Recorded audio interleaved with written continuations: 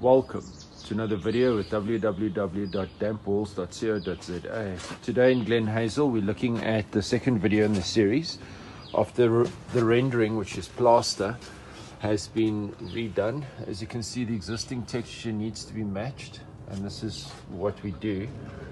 House walls have, need to be appreciated in value, so you can't have the repair stick out like a sore thumb by being a different texture.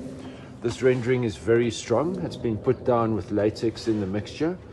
Latex is like a plaster key. Plaster key is basically latex, but a 25% version of that.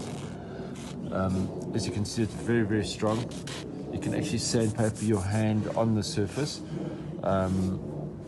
just after a few hours.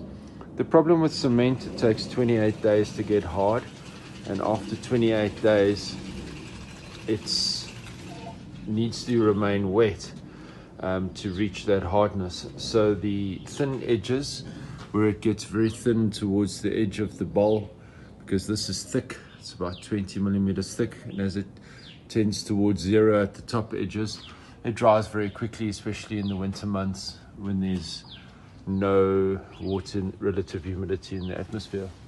So what happens is the plaster is drying so quickly. And where's the strength coming from? So the strength is coming from the plaster key that we add to the mix. This is one of our trade secrets. This makes the plaster semi-waterproof, increases the MPa value. MPa works megapascals, like your floor slab inside the garage or inside the house is 8 MPa. Your bricks are between 8 and 12 depending on the type of brick. And obviously your concrete that then reaches 15 becomes semi-porous. When it reaches 20 to 25, it's almost waterproof. 25 plus becomes waterproof. So this is how cement rolls. The MPa rating we're selling on the plaster runs at about 4 if you buy it from the hardware mix. With the latex additives we add, it obviously increases it dramatically. This is the value we bring to your house.